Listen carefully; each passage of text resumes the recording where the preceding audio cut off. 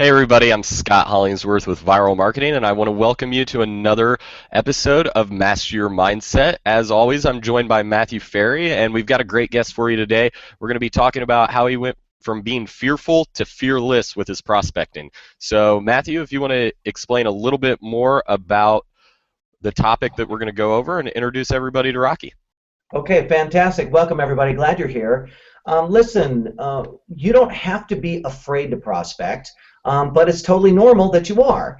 And there's certain mindset actions and activities that you can take on, little systems, procedures, processes. I call it my mindset methodology. It's something that I teach using the Top Agent Mindset training program, something that Rocky has done and utilized to overcome his fears. And today our conversation is really about kind of setting up what was the issue that was going on and then talking with Rocky about exactly what did he do to get himself to start being more consistent in the prospecting that he's doing every single day using mindset techniques. So let's introduce you to Rocky. Rocky, why don't you tell them where you're from and how long you've been in the business?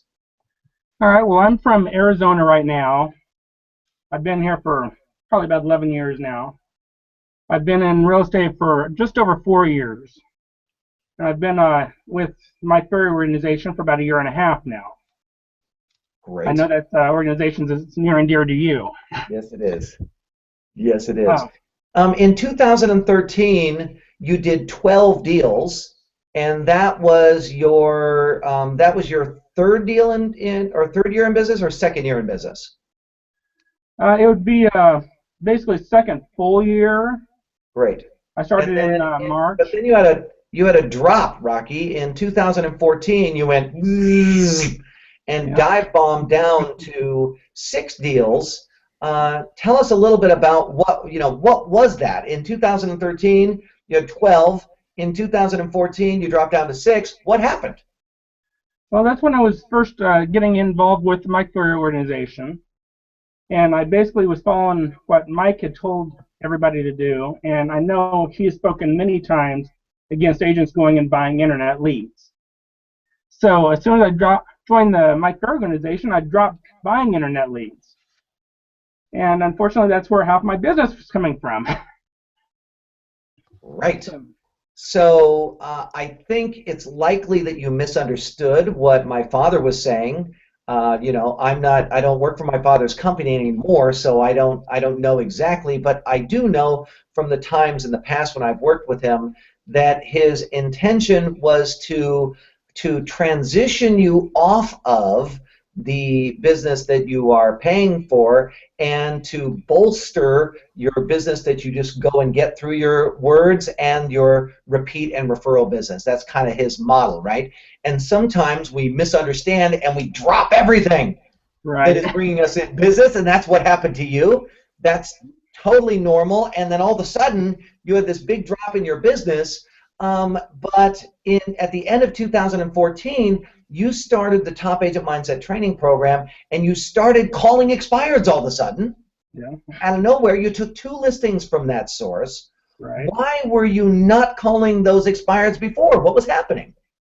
It was all kind of a mindset issue. I basically was afraid of what the reaction and things would be from the people I called. And so it took me a lot of work to kind of overcome that. And so then I got involved with your Top Agent Mindset program and really started addressing my mindset issues. I remember when I was on a live call with you and we discussed that over the live call. Yes, in the very beginning we did some of those live calls. That was really fun. You were being inconsistent in 2014 with your prospecting. Tell me about what was going on with you. Why were you not picking up the phone? What was that? You said that you would stand in front of the phone you would go to make your calls, and you would literally stand in front of your phone for an hour and not even pick the phone up. Yep. What was that? It was just the mindset issues there. It's a matter that I was here and I wanted to make the calls. I had prepared to make the calls. And then I got into thinking about, how the results was going to be and what it'd be like on the other end of the line, and I just couldn't get myself to do it. Wow. And you knew what to do. Your coach was telling you what to do, and you weren't doing it. And you happen to be standing in your prospecting area, which is the closet of your home. Is that right? So That's this is a correct. place that you've created for yourself, like a sanctuary space Yeah. where you're able to get your prospecting done. And these days, you're starting to get some of your prospecting done a lot more consistently. But let's talk about the effect of this, okay? Basically, you had an effect of not doing the prospecting, and it was this big drop in your deals. But tell us what happened to your savings in this time. Well, it was kind of a thing that I Oh, know. So I started drawing money out of where my 401k was at, and that was the money I was using to try to live on. So I was trying to get involved in the business and starting to work on my mindset. Wow. So I had in my notes, because you cut out a little bit for me. Did you cut out for you too, Scott? yeah, just a bit. Yeah. So I have in my notes, Rocky, that your savings had dropped by 60% just trying to survive Yep. this incredible mindset issue that you were faced with. Yeah. What about your mom? Tell us about your mom badgering you and that negativity. How was that affecting you? Well, it's kind of a thing that I would call and talk with my mom, and I do that quite often. We have a really great relationship, so I'm very lucky in that aspect. But it's like every time I took and talked to her, she was like, she knew I didn't have any income coming in, and she was starting to worry about me and my ability to make it without any income. Ouch. And so not only were you dealing with your own drunk monkey, you were dealing with her drunk monkey too. Yeah. And so tell me about this. You also said that you were embarrassed because the people in the office thought that you were going to be a top producing, kick butt agent, and here you were failing massively. Tell us about that embarrassment and what was happening there. Yeah, it's basically a thing that my brokers kind of have been watching me, and they've been trying to help me out ever since I pretty much started. And so I got to talking with them a little bit, and they knew that I had dropped down in my production. And so they was kind of wondering, what was going on there. So I've tried to kind of explain it to them, that I basically revamped my entire business. And now I'm starting to do a lot more of the prospecting and that kind of thing as opposed to how I used to be buying the internet leads. Mm. And so it's basically a transition. So it's kind of like this. If we're being honest, what happened was you installed the coaching, and you took the money you were spending on internet leads and replaced it with the coaching. There was then a period where you had to adjust your mindset to the new way that you were going to do business. Right. And now not only are you gaining momentum, so the money you're spending on coaching is now going to start paying back in multiples because you got your mindset in a place where you can do the things that your coach is asking you to do. Is that a correct assessment? Yeah. Fantastic.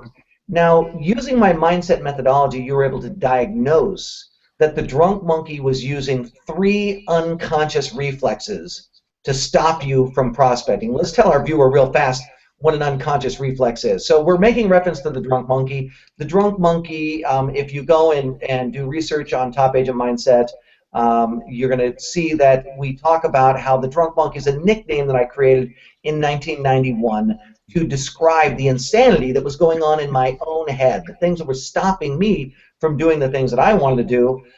It's improper grammar. I got it, but back then I didn't know that, but it stuck because I told so many people about the drunk monkey. So there you go. So the drunk monkey has what we call unconscious reflexes, and these are basically just like if you hit your hammer with hit your knee with a hammer, your knee is going to react with a reflex. Your mind has reflexes, and your mind's job is to keep you alive, to keep you safe. So the unconscious reflexes are typically designed to move you away from things that are potentially dangerous and move you towards things that are potentially pleasurable. But because of the way that our mind is wired, we typically experience a negative feeling about things that will make us money in real estate, which is brutal. So by understanding the unconscious reflexes, you can do something about them. That's the long way of saying Rocky had some unconscious reflexes. Let's talk about those. Tell me about how you were forecasting the negative, which is an unconscious reflex. How was forecasting the negative affecting you in your prospecting? Well, it was kind of a thing that my drunk monkey, as you put it, was telling me that when I call these people, they're not going to want my phone calls. They're going to be rejecting me. I'm not going to get anything out of this. Just going on and on and on. Yeah, and so let me ask you a question, Rocky. Are you psychic? I wish. Right, but in this case, you don't wish that you're psychic, right? I mean, let's be honest. The drunk monkey is forecasting a negative result, and now that you're actually doing the calls and you've shoved the drunk monkey aside, you're getting positive results in spite of the drunk monkey's forecast. Is that correct? If I was psychic, though, I'd just call the ones that want to take and do something, and I'd not worry about the other ones. Exactly. That'd be nice. Yes, indeed. So the second unconscious reflex that you were telling me that was affecting you was following rules that don't exist. So there was like this protocol that you had, and you said, well, if I don't like people calling me, why would they like me calling them? You had a rule that you were following that didn't exist. Tell us about that. I don't know if my speaker just cut out, but I couldn't hear the last part there, Matthew. Yeah, I think your whole screen cut out. So what I was saying is you were following a rule that doesn't exist, and that rule was if I don't like people calling me, they won't like me calling them. How was that rule getting in your way and stopping you from calling?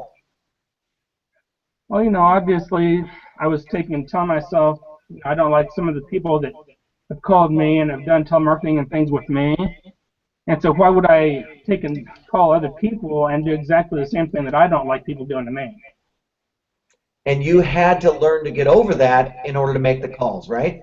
Right. Same thing with door knocking. Tell us about that. Well, when I first started into the business, I would actually go around and I would put newsletters out on doors in the area, and I wouldn't knock or ring the doorbell or nothing. So then one time my broker actually pulled me aside and tells me straight up, if you don't take a knock on the door or ring the doorbell, they're just going to be throwing this stuff in the trash. You're not going to get anywhere. You got to take and do this stuff. And so then I started doing that where I was door knocking, and now it's the same thing I'm transitioning through on the phones. Exactly. The third unconscious reflex that was plaguing you and stopping you, having you be in a fearful state rather than a fearless state, was avoiding making the same mistake twice. How was avoiding making the same mistake twice stopping you from doing the prospecting and keeping you fearful? What was that? Well, it's kind of a thing that if you call one person and they get upset with you, or knock on a door and somebody gets upset with you or whatever, then you're just transpiring that the next person is going to be the same way, and that's not necessarily the case. Yeah, exactly. But the drunk monkey is convinced that it is the case. Exactly. All people are exactly the same. Yeah. So let's talk about some of the results that you got, and then let's talk about actual implementation to help our viewer to do some implementation on their own. We want to make sure that they can walk away with some tools that they can use immediately. You got over, not over completely, but you made a And just to be clear, Matthew, mindset is something that you don't completely overcome. You got to take and work on that every day of your life indefinitely. Well, I love that you're saying that, and I'd like to say this, that mindset is something that if you work on consistently for 6, 8, 10 weeks, it'll profoundly jump your business. Oh, without a doubt, but you always have to work on it. And that new place, if you have a goal to then jump again, then there'll be a new set of mindset issues that you work on that will profoundly jump your business. So it really just depends on, Rocky, where someone wants to be in their business and in their life. I just suspect you say that because I think you're probably one of those guys who is a sky's the limit kind of guy. You want it all. Exactly. Exactly. I love it. Some of the results that you've achieved in getting over it that I wrote down, you're almost back to doing a deal a month for the year. So we had a 12 deal drop. We were at 12 deals. We dropped down to 6, and now you've got 5 closed and pending right now in the month of May, which is phenomenal. So we just got to keep chugging and churning to get with the 6. And then, do you see yourself getting even more momentum to maybe start doing 15 or 18 or 20 deals in the next year? What are you forecasting right now? Oh, absolutely. You know, sky's the limit, like you said earlier. Deals are starting to flow again is really what it comes down to, yeah? Exactly. You know, I'm starting to do what my coach tells me to do and really follow the Mike Ferry system. And once I start doing that stuff and do it consistently, there's no end to how much I could do. It's really true.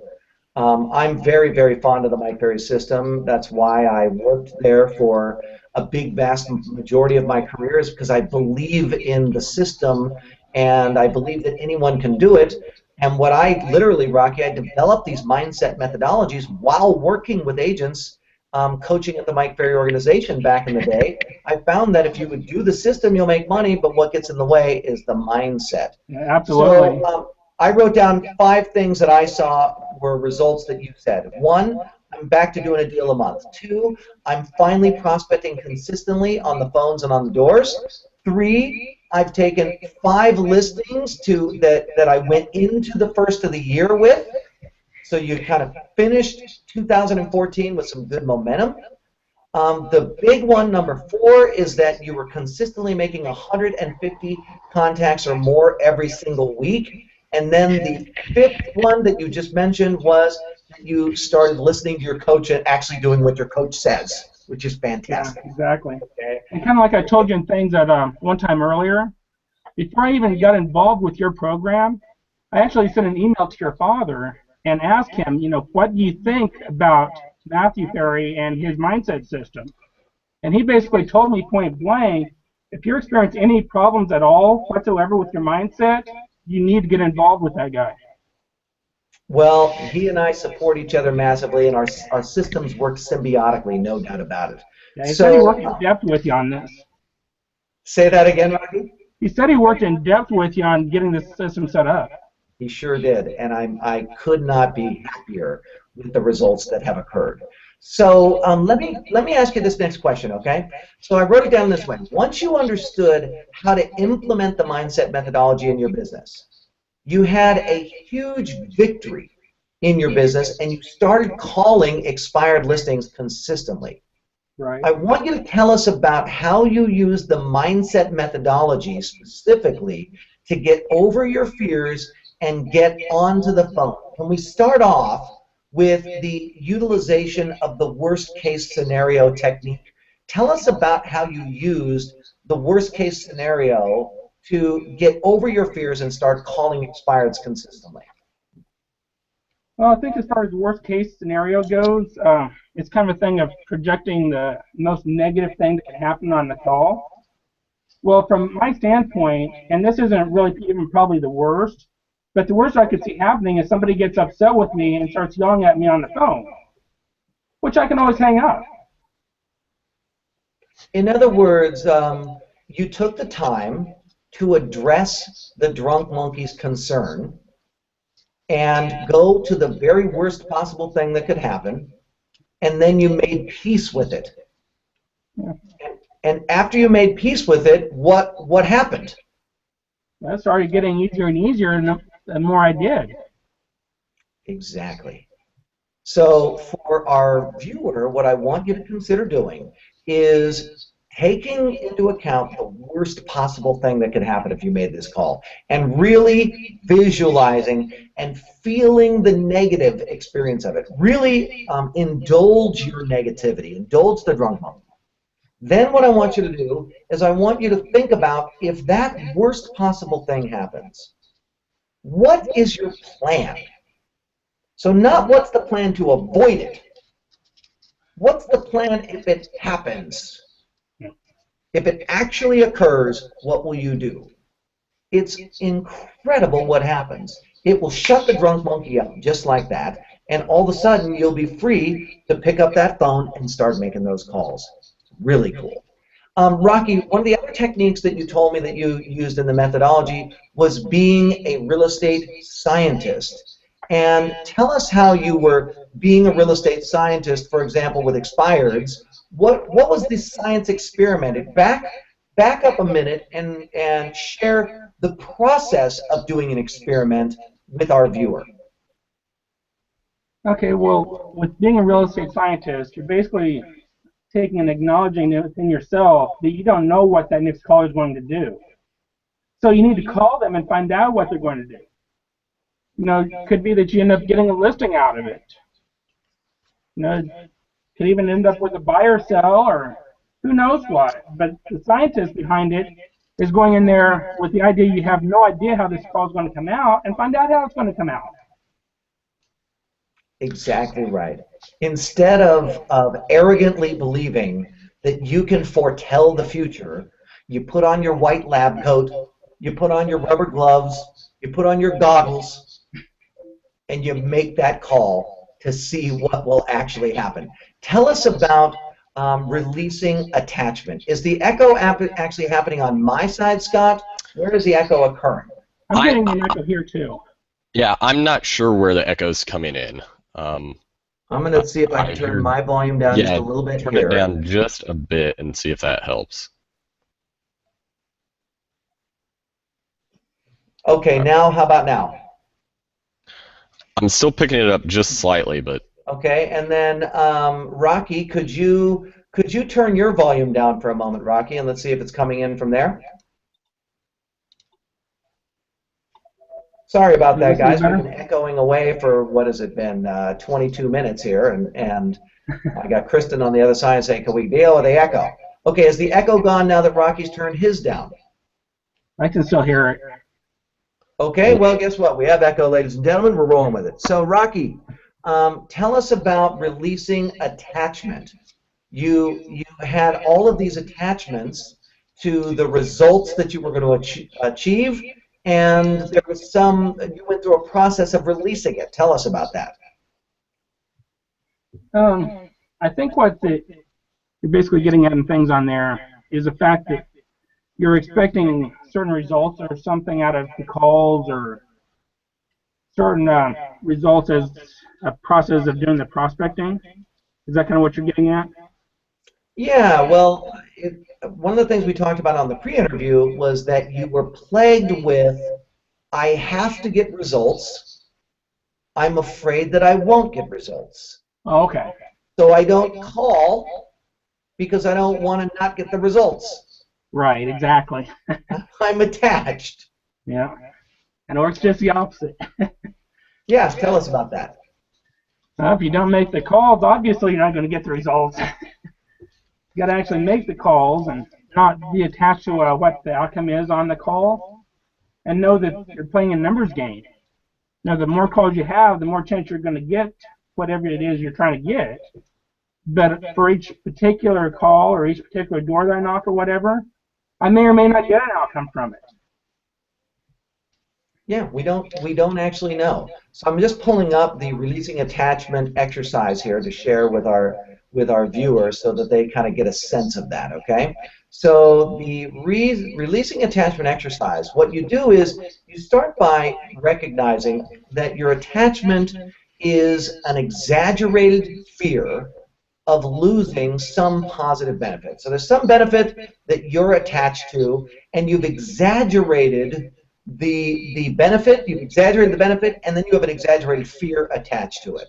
So what you do is you say, how will losing the result on the phone actually affect me without my exaggeration? And you begin to pull apart that the drunk monkey is insane and crazy, and it's trying to keep you away from doing things that it proposes are dangerous. Once you then figure out what the loss is without the exaggeration, then what you do is you do a process of making peace with that, and then ultimately you design a new commitment to make sure that you stay committed and focused rather than attached. So let me ask you this. Rocky, you started with my free training called The Shortcut to Earning Over $200,000 a Year in Commission. Would you recommend that people start there? What is your recommendation here? If you're having any issues at all with your mindset, I would definitely recommend your product.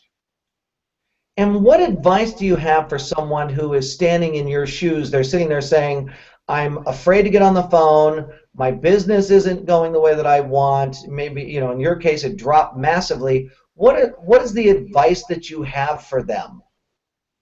Now, if I can do this stuff, anybody can do it. And so I'm gonna take that to mean, if I can get my mindset mastered and get myself on the phone and get over my fears, you can do it too. And it really just takes some procedure. You can't wing it and learn how to get your mindset under control. Your mindset typically has been elusive. It's been below your radar. You didn't even know it was operating. It's almost like the air you breathe. And until you become aware of it, it's very difficult to do anything about it. And here you are, totally aware of the insanity of the drunk monkey, and you're beating it on a regular basis. It still beats you, doesn't it? It still gets you. Oh, yeah, of course. It always will. It won't always will, Rocky. Here's the thing to know. It won't always will. In one area, well, in another area. But it's always something to work on. You can get to a place where your mindset is very, very calm and under control, and it just takes practice. That's it. So Matthew, I've got a quick question for you about mindset, because listening to this entire discussion, it keeps triggering a thought in my mind of a mindset that my college baseball coach really instilled in our entire team, to only worry about the things that we could control. So Rocky was saying earlier that he was fearful that someone was going to yell at him on the phone. That's not something that is in his control. They may be having a bad day. It's not up to him. So there's no reason for him to even worry about it. Is that something that you teach in your program? Not even remotely. The reason being is only worry about things that you can control. That's what someone who has control of their mindset in a particular area tells you to do. And they tell you to do that because they already have it under control. But for most of us, if I say, okay, we're going to call expireds right now, for most people, they're like, nah! Heart starts beating, they start sweating, their throat gets tight, they don't know what to do. And so if I say, only worry about things you can control, Scott, they'll be like, I can't control myself in this moment. What are you talking about? So there's a whole other set of techniques. Traditional mindset training, for the most part, barely works. Barely works. I've done as much as I could find of everything that is out there because I wanted to be able to get myself to do more.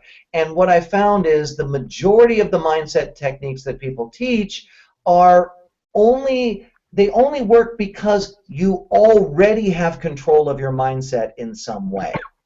But if you're truly confronted and truly hesitant and procrastinating and fearful and uncomfortable and uneasy and wishing that it was different and worried and freaking out, if you're in that state, you gotta absolutely have a set of tools that pierces straight through that insanity and works in the moment. And those are the kinds of techniques that I like to work on, the instantly usable stuff that isn't philosophical, right? That's very philosophical. Only worry about the things that you can control. Philosophy doesn't help when my body is responding with fear.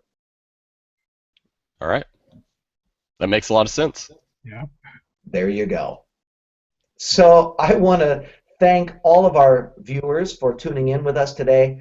I appreciate you greatly. Go to the website, topagentmindset.com, and check out the free training that Rocky did. It's called The Shortcut to Making $200,000 a Year. I'd love to have you do that free training with me. That free training then offers up all the other training. So he's currently in the Top Agent Mindset Training Program.